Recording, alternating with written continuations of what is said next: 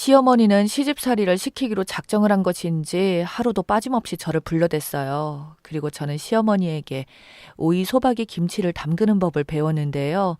시어머니는 제 옆에 바짝 붙어서는 자, 봐라. 오이를 씻을 때는 굵은 소금을 이렇게 해서 빡빡 문질러서 흐르는 물에 깨끗하게 씻어야 한다. 자, 네가 한번 해보렴. 이러며 소금과 오이를 저에게 건넸어요. 오이와 소금을 건네받은 제가 시어머니를 따라 흉내를 내기 시작했는데 아직 서툴기만 한 그런 제가 영 마음에 들지 않는 것인지 시어머니가 그렇게 한쪽만 하지 말고 오이를 돌려가면서 해야지 라고 잔소리를 합니다. 저는 그런 시어머니의 말을 하나도 빠짐없이 듣기 위해 집중을 해야 하는데 그래야 하는데 자꾸만 눈물이 나와서 앞이 잘 보이지가 않습니다. 그런 저를 보면 시어머니가 아이고 또 울어. 아유 너를 어쩌면 좋니. 라고 핀잔 아닌 핀잔을 하고 저는 시어머니에게 어머님 저 못하겠어요. 저 정말 못하겠어요. 라고 하며 시댁을 나와버렸습니다. 그런 저를 보며 시어머니가 예 수연아. 아유 저걸 어째 그래 어째.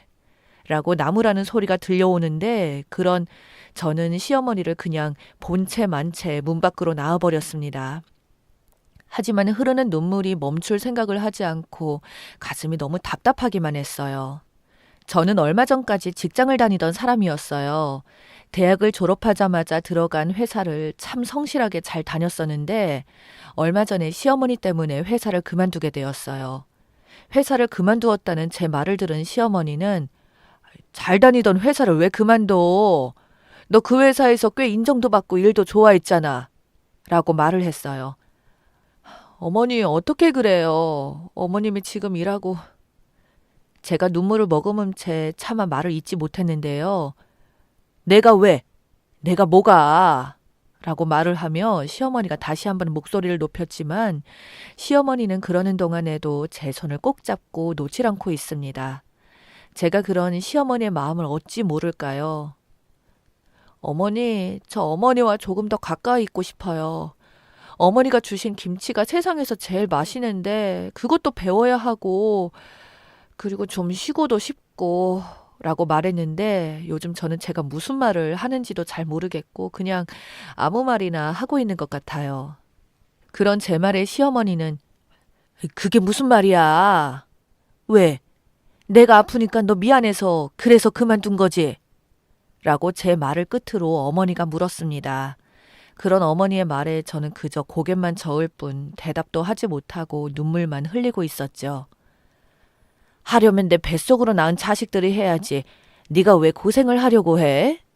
라고 시어머니가 다시 물었지만 저는 아무 말도 하지 못했어요. 그런 시어머니는 항상 그랬어요. 강단 있고 현명했고 착하셨습니다. 그런 시어머니를 보며 문득 상견례 하던 때가 생각이 나네요. 우리 친정은 딸이 3명이고 제일 막내 동생이 아들이었어요.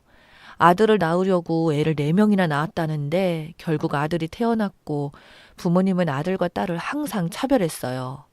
어느 정도였냐면요. 상견례를 하는 도중 우리 시어머니가 엄마에게 우리 아들이 그동안 자취하면서 가전제품 같은 건 다 사둬서 꼭 산다면 침대나 하나 사면 될 것 같아요. 나머지는 안 해와도 될 거예요. 그리고 혼수도 다 생략할까 하는데 사돈 생각은 어떠신지요? 라고 물었는데요. 시어머니의 물음에 우리 엄마라는 사람이 돈 굳었네요. 괜찮아요. 라는 말을 했어요. 그런 엄마의 말에 시댁 가족들뿐만 아니라 우리 가족들도 얼굴이 벌겋게 달아올랐었어요. 엄마라는 사람은 항상 그랬거든요. 어떻게 하면 딸들의 돈을 빼앗아가서 아들한테 줄까 그 생각뿐이었거든요. 그때 당시 제 마음이 찢어지는 듯이 아팠어요. 엄마의 말을 듣고 있는 순간 시어머니와 제가 잠시 눈이 마주쳤는데 저는 그냥 나가버릴까 하는 생각마저 들더라고요. 우리 부모님이 그렇게 창피하고 싫을 수가 없었어요. 그 밖에도 진짜 푼수가 따로 없구나 할 정도로 엄마의 생각 없는 말들은 계속되었고 상견례 도중 저는 계속 고개만 푹 숙이고 있었던 것 같아요. 그런데 상견례를 끝낸 날 시어머니와 둘이 이야기를 하게 되었는데요. 엄마가 싫으냐? 라고 시어머니가 저에게 물었어요. 사실 엄마 사랑을 받아본 적이 없어서 싫은 것인지 조차도 모르겠어요. 라고 제가 말을 했고요. 그 말은 사실이었고 저는 엄마에게 정도 별로 없었거든요. 그런 저에게 시어머니는 사람마다 표현 방식이 다른 것뿐이다. 너무 그렇게 깊게 생각하지 말거라. 라고 말씀하셨어요. 상견례 이후로 어머니가 절 안 좋게 생각할 줄 알았는데 시어머니는 그저 그 부분에 대해 어떠한 말도 하지 않았어요. 시어머니는 그런 분이셨어요. 그냥 묵묵히 뒤에서 챙겨주고 보듬어주고 그랬어요. 제가 임신을 했을 때도 이상하게도 도토리묵이 그렇게 먹고 싶더라고요. 우리 시어머니가 음식을 정말 잘했거든요. 그런 시어머니가 결혼 후 가끔 도토리묵을 만들어주곤 했는데 그게 그렇게 먹고 싶었어요. 계속 정말 도토리묵이 눈앞에서 왔다 갔다 했는데 마트에서 사서 먹어보기도 했는데 시어머니가 직접 만들어준 것과는 맛이 너무 달랐어요. 그렇게 참다 참다 어머니, 저 어머님의 만들어주신 도토리묵이 너무 먹고 싶어요. 라고 시어머니에게 전화를 했어요. 그런 제 말에 시어머니는 그래? 그럼 내가 저녁에 만들어서 가지고 가마. 라고 말을 하고는 정성껏 만들어서 우리 집으로 가지고 오기도 했어요. 도토리묵이 생각보다 손이 많이 가는 음식이었지만 시어머니는 귀찮은 내색 한 번 없이 항상 그렇게 챙겨줬어요. 그 뒤에도 저는 어머니, 오이 소박이 김치가 너무 먹고 싶어요. 해물파전도 먹고 싶어요. 라고 수시로 말을 했지만 시어머니는 항상 음식을 준비해 주셨어요. 그러다 어느 날은 시어머니가 만들어준 잔치국수를 먹는데 갑자기 눈물이 왈칵 쏟아지는 거예요. 먹다가 가만히 생각해 보니 입덧 중에 엄마가 만들어 주었던 음식은 하나도 생각이 나지 않았어요. 그런 부분이 갑자기 참 씁쓸하기도 하고 슬프기도 하더라고요. 다른 사람들은 임신을 하거나 하면 친정엄마가 만들어주던 음식이 그렇게 생각난다고 하던데 전 오로지 시어머니가 만들어준 음식들만 생각이 났으니까요. 아마도 시어머니의 사랑과 정성이 가득 들어간 음식들이라 그러지 않았나 싶네요. 그렇게 아이를 낳고 산후조리원에서 나온 뒤로도 시어머니가 몸조리를 해줬어요. 시어머니가 몸조리 해준다는 것이 결코 쉬운 일은 아니었지만 시어머니는 너희 시누이도 내가 몸조리 해줬어. 한번 해봤으니 이번에는 더 잘할 수 있을 거다. 라고 말했어요. 그리고 시어머니는 정성을 다해 몸조리를 해줬어요.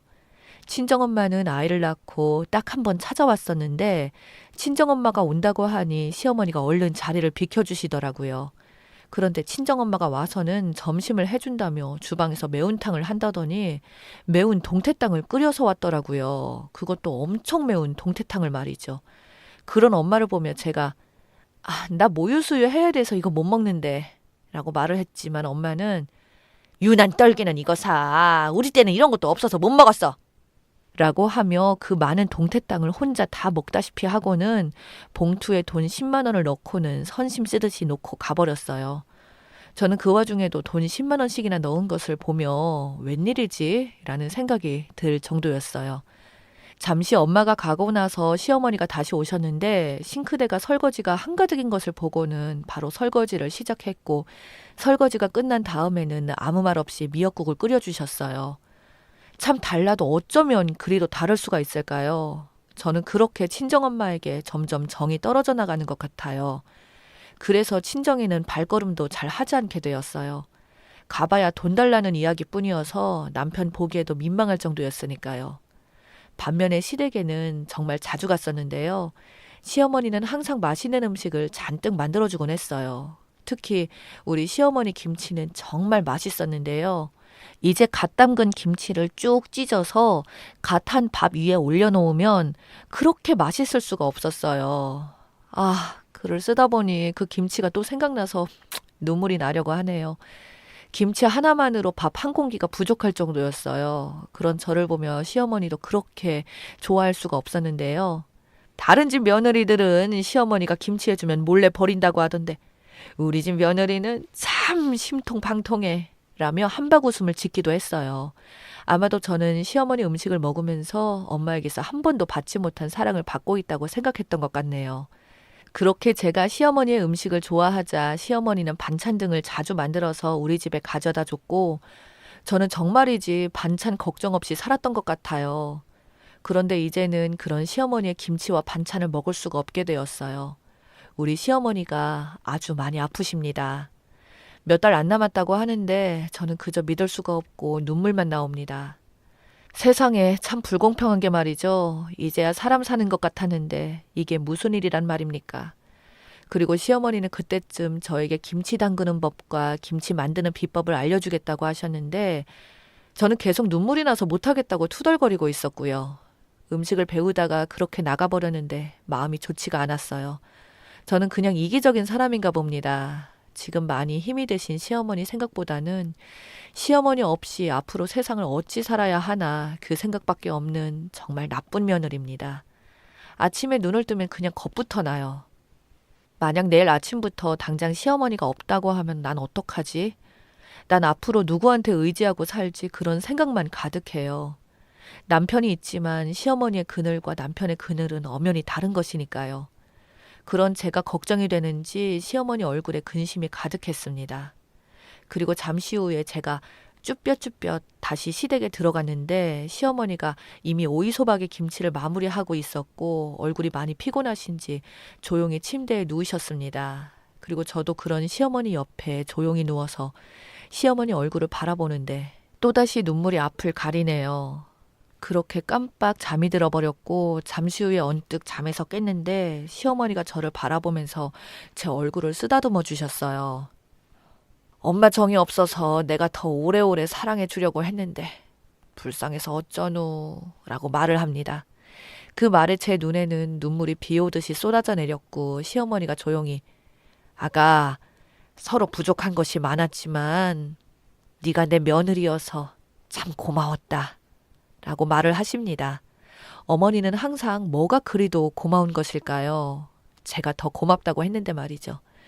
그리고 시어머니는 아프신 와중에도 음식 만드는 법을 저에게 전수해 주시느라 바쁘셨는데요. 저는 그런 시어머니의 말을 빼놓지 않고 하나하나 다 받아 적었어요. 시어머니가 아니지 아니야. 액젓은 조금만 이라고 말하는 것도 그대로 받아 적었습니다. 그런 저의 모습을 보면서 시어머니가 그건 안 적어도 된다 라며 활짝 웃었어요. 그런데 시어머니는 아직 모르고 있습니다. 제가 시어머니의 목소리를 녹음하고 있었다는 것을 말이죠. 가끔씩 어머니가 그리운 날 꺼내서 들어볼까 합니다. 그런데 그나마 그런 시간들조차도 행복한 시간들이었네요. 지금은 시어머니의 병원 중환자실에만 있는 시간이 늘었으니까요. 얼마 전까지만 해도 저를 알아보셨는데 이제는 저를 못 알아보시네요. 그런 시어머니를 보며 눈물이 앞을 가리지만 꾹 참아보려고 합니다. 친정엄마가 와서는 네 친부모도 아니고 뭘 그렇게 유난을 떨고 그러냐 라고 하는데 그 와중에도 저에게 돈을 좀 빌려달라고 하더라고요. 남동생이 결혼할 것 같은데 집을 얻어줘야 하는데 돈이 부족하다고 말이죠. 너희 시어머니 돌아가시면 재산 다 너희들 거 아니야. 그러니까 네가 좀 어떻게 좀 해봐. 모름지기 아들이 잘 되어야 집안이 잘 되는 거다 라고 말을 하면서 말이죠. 그런 엄마에게 앞으로 나 찾지도 말고 우리 그냥 얼굴 보지 말고 살자 라고 해버렸네요. 그런 저에게 엄마가 갖은 욕설이란 욕설은 다 했는데요. 지금 상황에 그게 할 말인가요? 정말 소름 끼치도록 싫었어요. 그렇게 지금은 친정엄마에게 연락 오는 것도 다 차단했고 남편에게도 받지 말라고 했어요. 그리고 저는 오늘도 시어머님과 함께 병원에 있습니다. 사람을 잘 알아보지는 못하지만 제가 말을 하면 얼굴을 움찔움찔 하시는 모습이 제가 온 것을 아시는 것 같아요. 그리고 저는 그런 시어머니 귀에 대고 오늘도 조용히 속삭입니다. 어머님, 저 오늘 오이소박이 했는데 액젓을 쪼맨만 넣었어요. 아주 쪼맨만. 이라고 말하는데 목이 메어옵니다. 그리고는 그런데 아무리 해도 어머님이 해준 맛이 안 나요. 어머님, 저 어떻게 해요? 어머님, 눈 좀 뜨시면 안 돼요? 라고 어머님의 얼굴을 간절하게 바라봅니다. 제가 그런 말을 할 때마다 어머님의 얼굴이 미세하게 떨리는 것 같은데 그냥 저 혼자만의 착각일까요? 하지만 저는 비록 그것이 착각일지라도 우리 어머님이 제 이야기를 다 듣고 있는 것을 믿고 있어요. 그리고 정말 제 욕심일지도 모르겠지만 비록 중환자실이지만 그냥 이대로 오래오래 있어만 주셨으면 좋겠는데 제 욕심이겠죠. 지금 어머님이 많이 힘이 드실 테니까요. 우리 착한 시어머님을 이제는 보내드려야 하는데 저는 무섭기만 합니다. 어머님, 정말 많이 사랑해요. 어머님의 하나밖에 없는 철없는 며느리가 보냅니다.